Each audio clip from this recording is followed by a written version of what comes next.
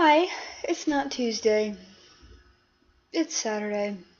I made a video on Tuesday. In my defense, I did, I swear, and it had an awesome view of the Danube behind me. I was in Budapest, and I sat on top of the, I'm going to pronounce this wrong, forgive me, Gellért Hill, the big hill on the Buda side with the Lady Liberty and the hill in the palm leaf. And I had an awesome view of the Danube behind me. I took it with my phone, and then I tried to upload it using the hostile internet. Nope, did not happen. I left it overnight to upload, and it was only 40% done when I woke up the next morning. So it just didn't happen, and I apologize. So here's a makeup video, back in Heidelberg, as you can see. Right, what I talked about in the original, that I'm not going to post at this point, sorry, but what I talked about in the original was, because it was relevant to me at the time, was kind of the opposite of something that I talked about a few weeks ago. A few weeks ago, I talked about speaking a language that you're learning in a land where they speak that language, where the language is widely spoken, or official even, and how you should just do it, jump in, don't worry about looking stupid, just go for it, practice as much as you can. Well, what I wanted to talk about this week was kind of the opposite of that. It was how to function in a land where you don't speak any language that they speak, where maybe the only language you have to get by is a little bit of English. So, to that topic, I was in Romania, in Brașov, or Kronstadt, as the Germans call it. I was in Budapest, Hungary, and I was in Prague, in the Czech Republic. I do not speak a lick of Romanian, Hungarian, or Czech. In Romanian, I was staying with a friend who speaks pretty much perfect English, and she studies with me in Heidelberg, so we can bounce in and out of German and English together whenever we want. Her parents speak a little bit of German and a little bit, ganz wenig, a little bit of English. So she would always translate between Romanian and English for her parents and I whenever the German wasn't quite getting the job done. So if you have a friend to stay with to help you, that's so much the better.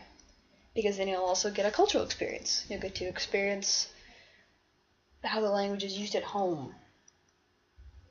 And then maybe if you want to add it to your list, I've added Romanian to my list because it was just nice to listen to the Romance language with the Slavic influence. Anyway, then you'll already have that insight, that cultural and linguistic insight into how it's used in everyday life.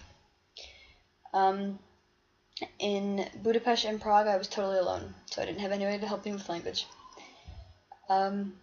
So I found that if I had to go speak English to somebody, which was pretty much always the case whenever I needed help with something, that young people were maybe more able to help me out if I had to speak English. On trains, I could also use the German. The conductors spoke a little bit of German, but that's a little bit of a different situation. So what I did was, I don't have them with me, what I did was, and I would say definitely go for this if you're going somewhere where you don't speak any of the language, I made flashcards with the most important words. Phrases I would recommend you make flashcards for if you're going somewhere where you don't speak the language is have one for, obviously, do you speak, and then whatever language you speak.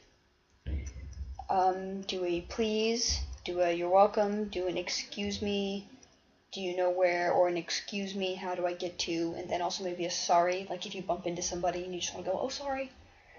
And then the number one word, in my opinion, the number one word you should always have at hand for any language in any place you go ever is thank you. I tossed around mulțumesc and köszönöm just so many times. And it's polite, you know? Just because you're walking in there, maybe as a tourist, maybe you really don't have any idea what you're doing, you can still be polite. And picking up even just a few essential words in any language is pretty polite. So, if you have a friend, so much the better. If you need to speak English, look for young people, or something we learned in Istanbul. If even the young people maybe can't help you, find a big hotel, like a fancy hotel, 4 or 5 stars, and go into the lobby and ask the receptionist, "Excuse me, do you speak whatever language?" A receptionist at a big fancy hotel where they maybe have a lot of international clients will probably be able to help you, at least in English. And pick up keywords, especially thank you. And enjoy it. Taste the words you know, even if they're just baby words. Taste them and maybe add it to your list later. And then when you start learning it, remember what you experienced and appreciate it so much more. And then go back and start practicing like a pro. Okay, so I'm still kind of exhausted from my trip, and my room's a disaster zone, and I leave again on Wednesday, this time for Italy. So that's all for now. Once again, sorry about the failure on Tuesday, but we'll just, I apologize. Yeah. Okay. Dann bis Dienstag. See you Tuesday again.